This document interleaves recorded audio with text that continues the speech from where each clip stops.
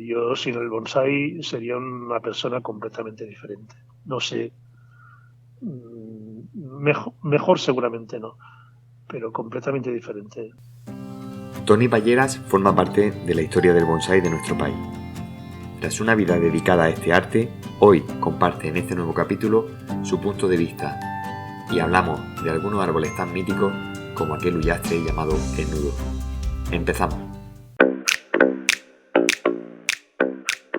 Bienvenidos a la quinta temporada de Universo Bonsai Lover Podcast, un podcast dedicado al arte del bonsai, donde poder disfrutar cada 10 días de un nuevo capítulo.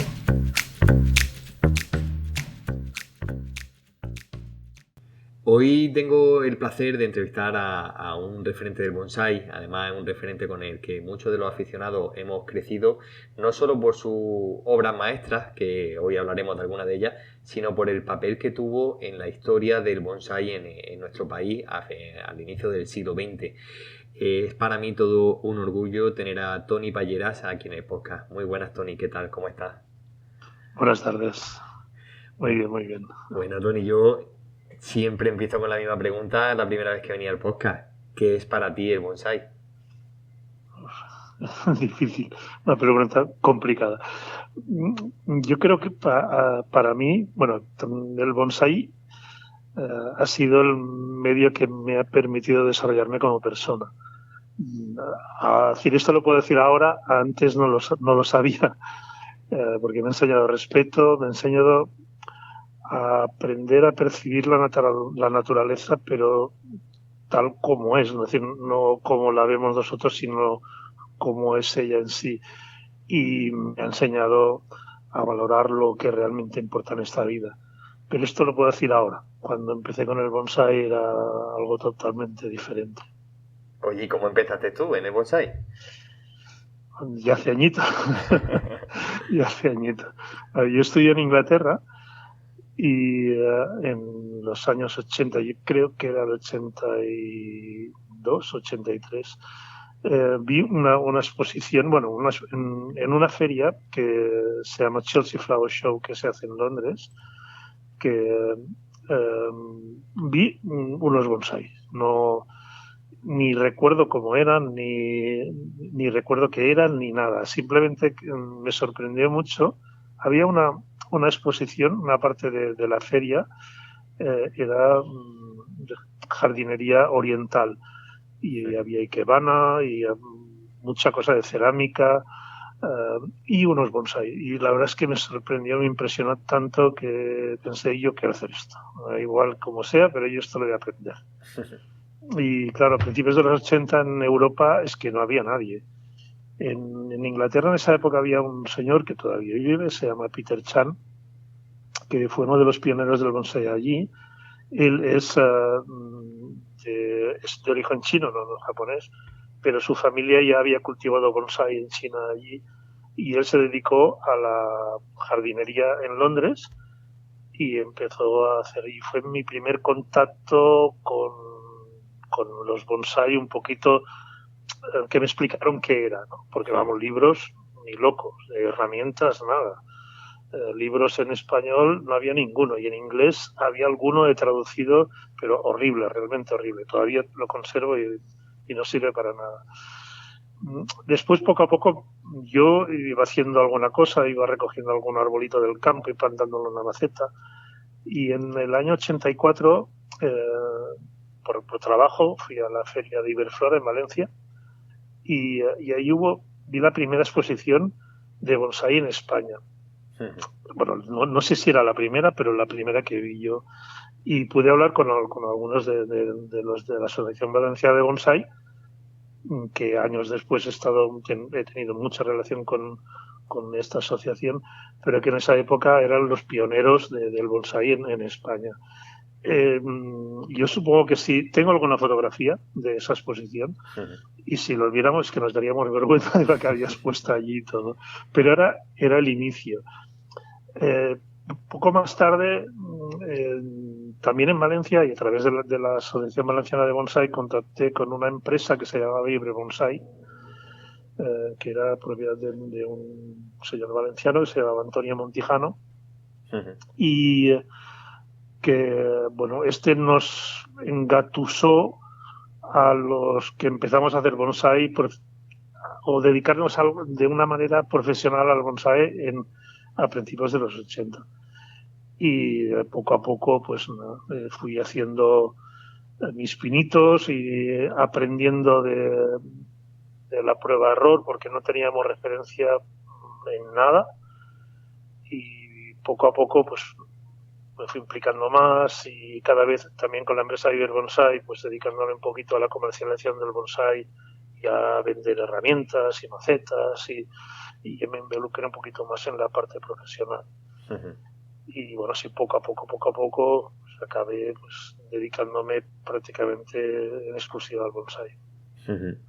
Yo te quiero preguntar, antes de que hablemos un poco de esa parte de dedicación profesional al bonsai, te quiero preguntar porque hubo una parte de tu trayectoria que se dedicó a la divulgación o a estar en el frente de algunos de los referentes de aquel entonces. Entonces, ¿cómo surge esta idea de dedicarte un poco a divulgar el arte del bonsai?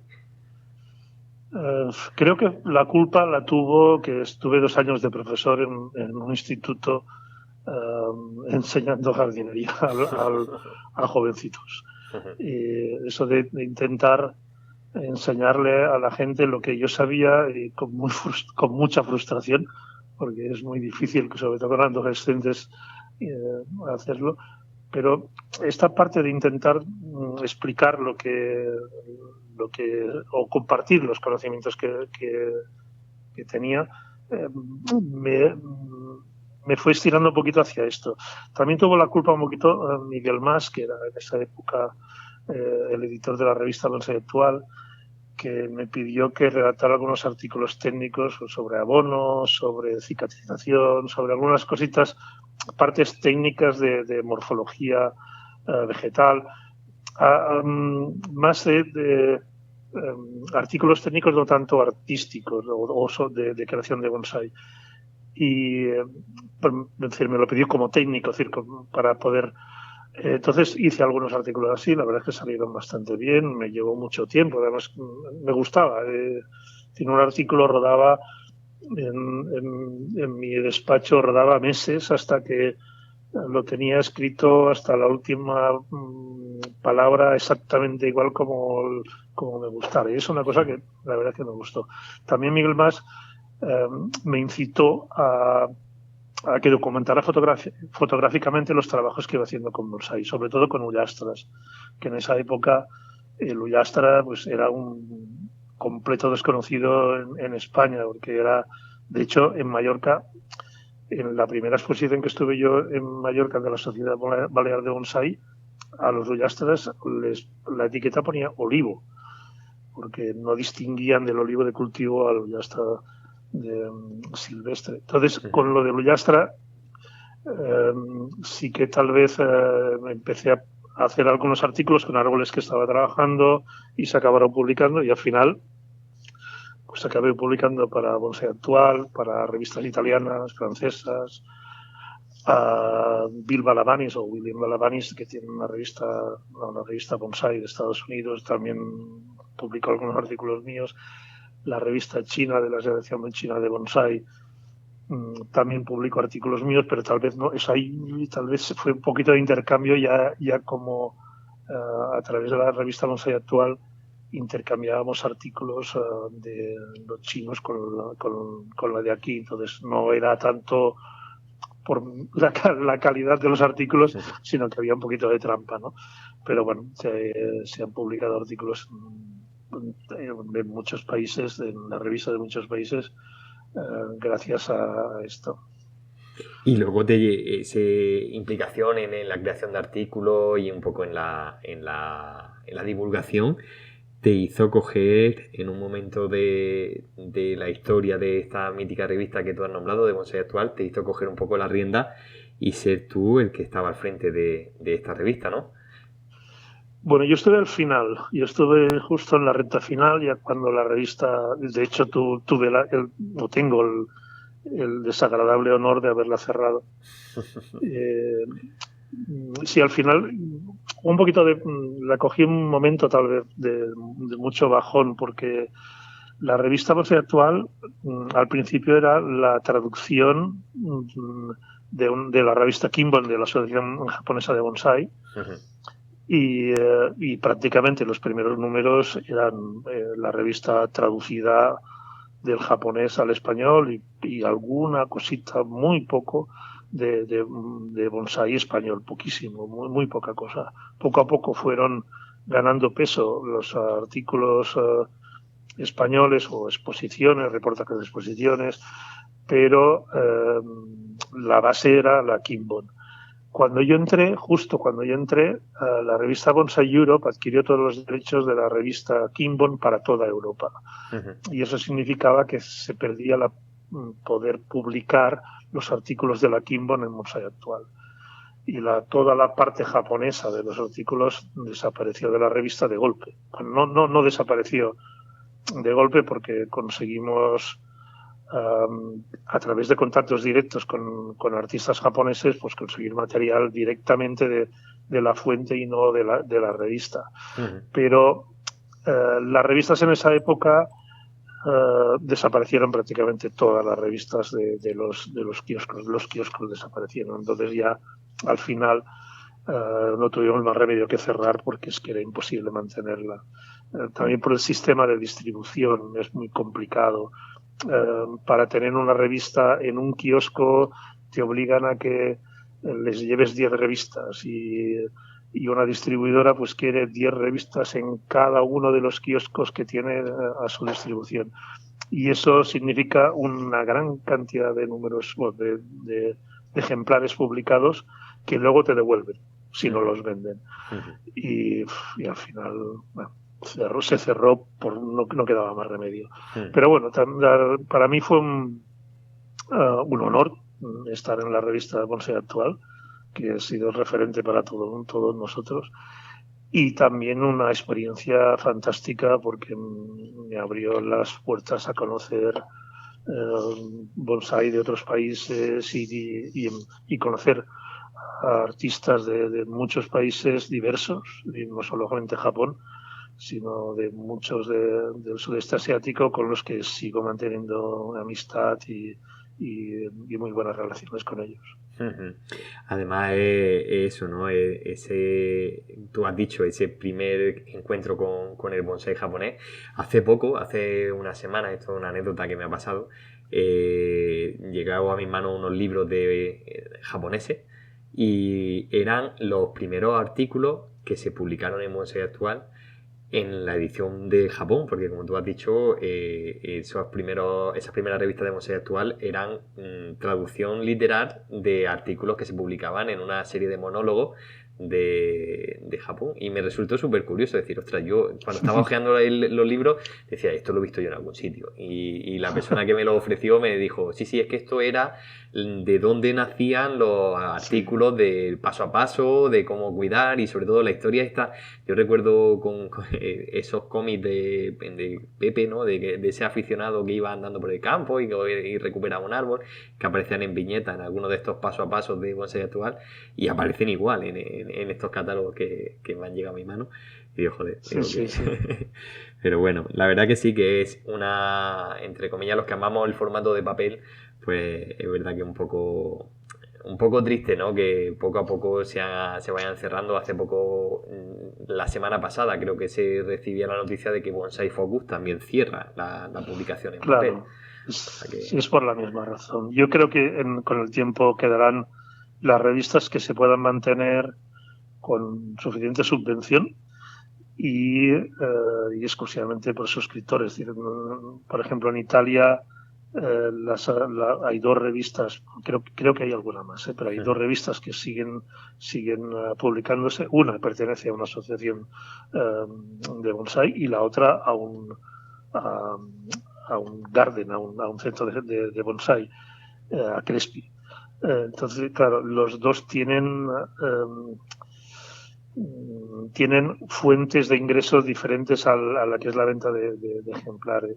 En Francia creo que son los reyes de las revistas, porque tiene la revista Bonsai Spirit, que correcto. sigue vendiéndose en kioscos, sigue vendiéndose por suscripción y sigue... Pero supongo que tal vez por cultura es un poco diferente. Sí, además te lo No encuentras sé. en los aeropuertos, en las tiendas de revistas del aeropuerto te encuentras números de Spirit. O sea que sí, Claro. es curioso. Bueno, vamos a dejar un poco vamos a cambiar de tercio y yo quiero ahora que nos centremos en algunas de tus obras porque cuando yo empecé a preparar esta entrevista sabía que te tenía que preguntar por el nudo. Muchos de vosotros no lo tendréis todavía en mente, pero era uno de esos ullastres míticos que aparecieron en muchos eventos de bonsai y que todos admirábamos porque además este en concreto era característico por esa madera, esas curvas, ese retorcimiento. Y yo quiero que tú me cuentes un poco cómo nace este árbol. Por accidente. Por accidente. Ese árbol tenía que ser un súper ejemplar con un tronco con 2 venas opuestas en el tronco, 2 venas vivas y con la madera muerta que tú tendrás en mente en medio. Pero no siempre sale como tú quieres y una de las 2 venas se secó. Entonces quedó una cosa que era casi inaprovechable porque era un montón de madera seca que no tenía deforme, que no tenía manera de... Pero en esto sí que yo he sido siempre muy, muy constante. Yo si he arrancado un árbol del campo ha sido para sacarle lo mejor. Es decir, yo, no porque se muera un trozo del árbol y que me vaya a quedar feo, voy a dejar de intentar sacarle el máximo. Y en ese árbol, dándole 1000 vueltas y mirándomelo, al final poniéndolo casi al revés, por decirlo de algún modo, bueno, así pues queda como equilibrado. Y bueno, y queda equilibrado y lo conseguí equilibrarlo.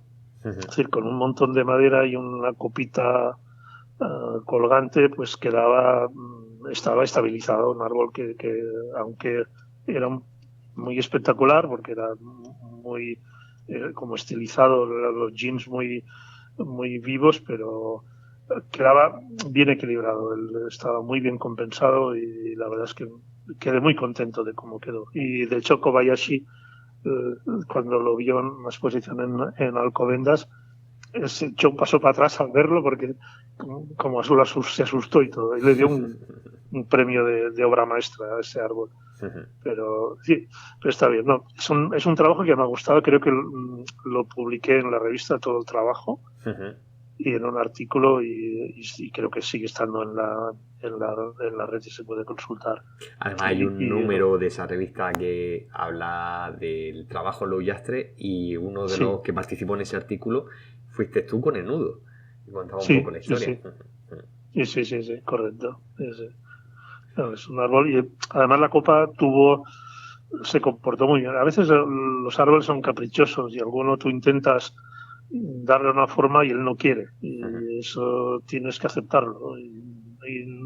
Bueno, técnicamente tendría poca explicación, pero hay algún árbol que no quiere estar formado como tú lo querrías y en cambio este se dejó formar de maravilla de la forma que quedó, compactó muy bien y la hoja se volvió pequeña, ramificó muy bien y acabó siendo un árbol bastante majo.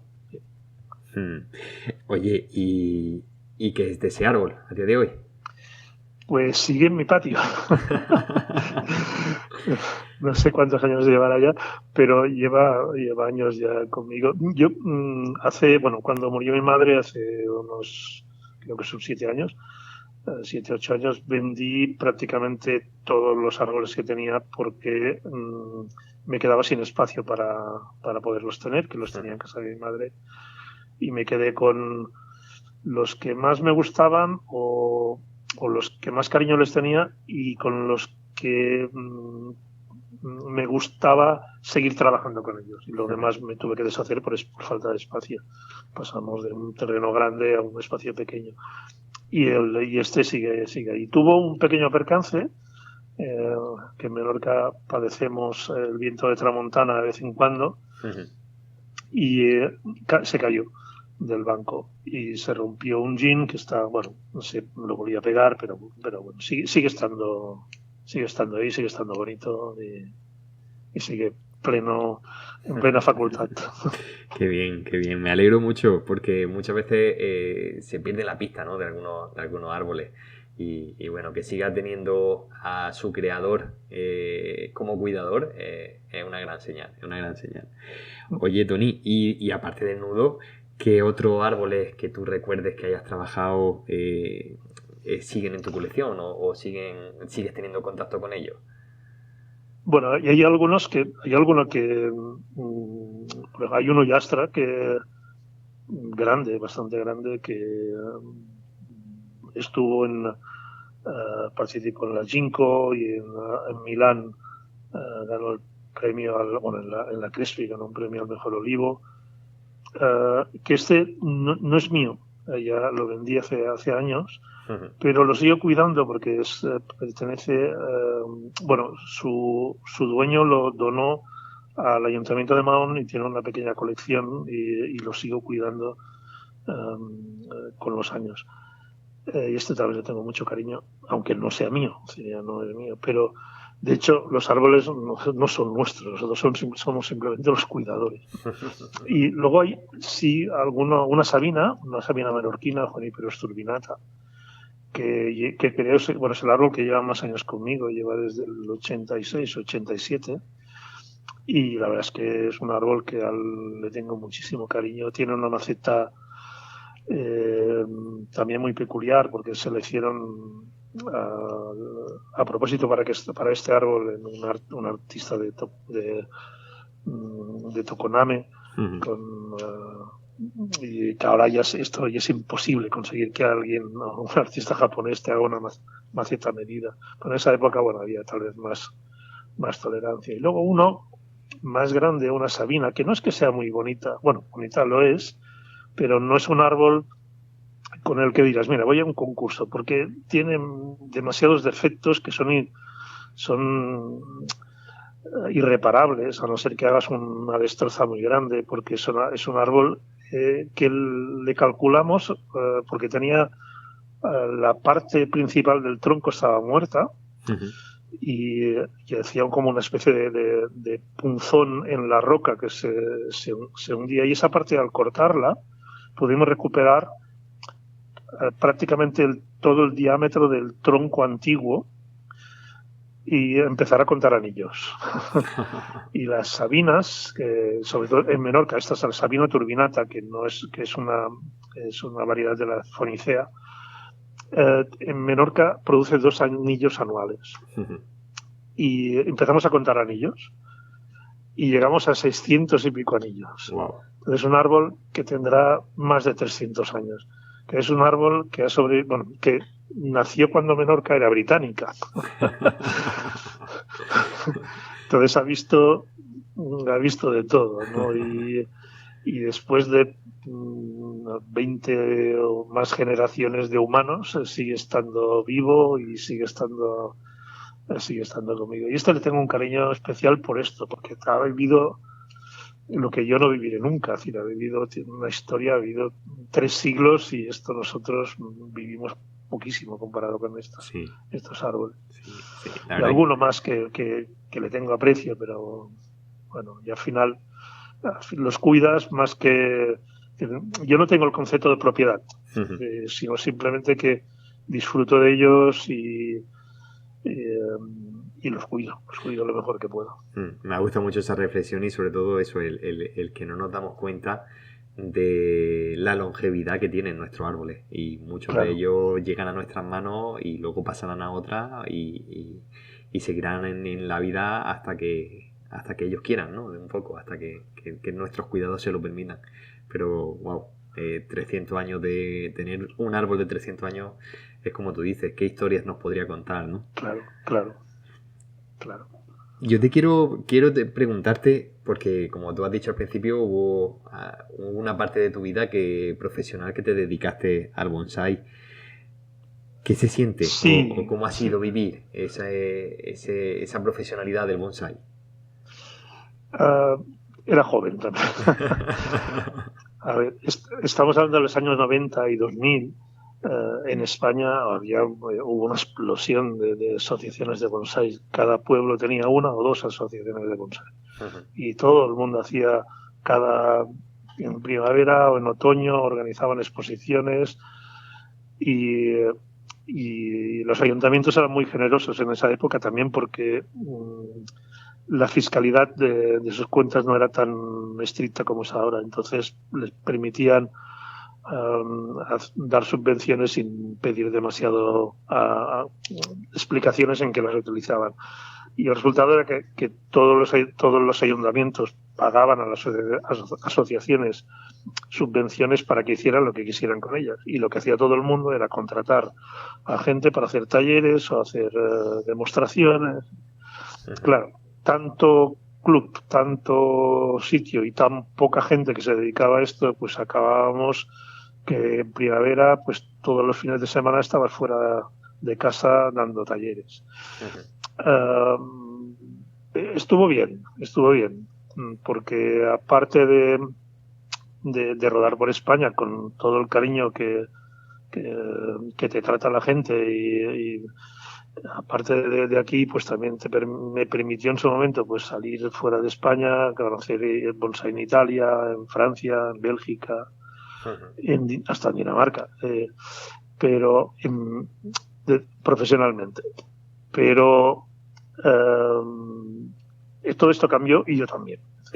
Para mí el trabajo pasó a ser más de semana. Supongo que también el ser padre te cambia mucho y el ser padre, tener familia, pues tienes que estar con la familia cuando toca, y cuando toca son los fines de semana. Y los fines de semana era precisamente cuando te llamaban para ir a hacer un bolo. Y esto, pues acabé, aparte también que por mi profesión también viajaba bastante, pues acabó un momento que dije basta y dejé de viajar. Seguía yendo a algunas asociaciones, como la Valenciana, con los que somos amigos casi más que otra cosa, ¿no? Y llevaba tantos años con ellos que seguía yendo, pero ya prácticamente a nadie más. Y poco a poco pues fui apartando la parte profesional del bonsai, que no me quería dedicar. Hubiese estado bonito, pero realmente no era lo que me apetecía más, dedicarme profesionalmente al bonsai. Y poco a poco fui apartándolo y ahora ya prácticamente no hago nada. Oye, y ahora con toda la interconexión, con toda la globalidad del bonsai, ¿cómo ves tú que el bonsai a día de hoy? Pues lo veo raro. A ver, por una parte me parece magnífico que estos últimos años la gente que haya querido aprender bonsai se haya ido al Japón a aprender de los maestros de allí, que también es cierto, ellos han sabido montar una industria al respecto importante y muy positivo que toda esta gente que ha ido a Japón a aprender ahora esté compartiendo sus conocimientos en Europa, ¿no? Sobre todo. Bien, me parece muy bien. Pero la parte que no me gustaba antes y sigue ahora es, por ejemplo, gente que quiere aprender bonsai demasiado rápido. Quiere aprenderlo ya todo y compran árboles muy buenos, que eso es bueno para los profesionales que los venden, no digo que no. Pagan a profesionales para que les cuiden los árboles o los refinen o los afinen para ir a exposiciones. Esto no me gusta tanto. Para mí el bonsai es la parte de tú a tú con el árbol, que puedes tener al maestro detrás que te enseñe, pero el contacto con el árbol lo tienes que tener tú directamente, tienes que aprender de él, él tiene que enseñarte más que otra cosa. Y esto veo que sigue igual, no ha cambiado nada estos años. Está muy bien porque la parte técnica o la parte estética del bonsai ha mejorado de manera abismal entre esa época y ahora. Y ahora estamos, bueno, sobre todo en Occidente, España e Italia somos las dos potencias estéticas del bonsai en Occidente. Pero sigue estando todo este trasfondo que Internet no hace más que empeorarlo. Porque esto no me acaba de gustar. No, me parece muy bien lo de tener el maestro, el sensei, que te enseñe y que tú aprendas de él. Esto me parece muy positivo, pero tienes que aprender más de tus propios árboles, de lo que haces. Y esto a veces se deja un poquito de lado. Qué reflexión nos acabas de dejar, ¿eh? No, pero es muy buena y sobre todo comparto contigo la parte de que quizá hoy en día queremos ir por la vía rápida o por la vía fácil, ¿no? No sé. Claro. Se pierde un poco ese encanto del aprendizaje y ese encanto del disfrute de tú a tú con tu colección, claro, con tu árbol. Oye, Toni, por acabar y siguiendo así un poco con la línea de las reflexiones, ¿qué te ha aportado a ti el bonsai? Yo te diría que el bonsai, bueno, te lo puedo decir ahora. Es decir, también tengo 62 años y te voy a decir que ahora el bonsai ha sido mi vida. Yo sin el bonsai sería una persona completamente diferente. No sé, mejor seguramente no, pero completamente diferente. El bonsai me ha dado amistades por todo el mundo, amistades íntimas y en fin, me ha abierto, me ha formado como persona y me ha enseñado unos valores que difícilmente los habría podido adquirir sin el bonsai. Hay cosas que son muy difíciles de explicar. Tú no puedes aprender según qué cosas si no lo aprendes de ti mismo. Y el bonsai te enseña a ti. Te enseña, te va mostrando la evolución. Tienes que tener o al tener esta especie de reverencia hacia el bonsai, se crea un vínculo muy curioso y te hace ver las cosas de un modo diferente. Todo es más relativo si estás en el mundo del bonsai. Y a mí el bonsai, pues esto, ha sido mi vida. O sigue siéndolo. ¿Y si tuvieses que darle un consejo a alguien que está empezando hoy el bonsai? Que intente aprender de los árboles, más que de los maestros. Los árboles te van a enseñar cómo crecen las ramas, te van a enseñar cuando podes una rama qué va a pasar, te va a mostrar, si eres capaz de observarlo, puedes leer un árbol, puedes leer por qué se ha inclinado hacia un lado, por qué ha engordado un sitio y el otro no, por qué la corteza se ha vuelto más gruesa en un lado que en el otro. Cuando seas capaz de percibir todos estos pequeños detalles, dominarás el bonsai, porque habrás aprendido cómo se forman los árboles y es lo que necesitas para acabar formando un buen bonsai. Toni, pues con ese consejo, además consejo de uno de los grandes referentes del bonsai de nuestro país, te agradezco que hayas pasado por aquí y me despido de todos los oyentes hasta el siguiente podcast. Muchas gracias, Toni. Un abrazo, gracias a ti. Y hasta aquí el capítulo de hoy. Si te ha gustado, no olvides darle al like, suscribirte y compartirlo para que este universo siga creciendo. Y si no lo has hecho todavía, apúntate a la newsletter Cribando a Kadama y así hacer bonsai en cualquier parte.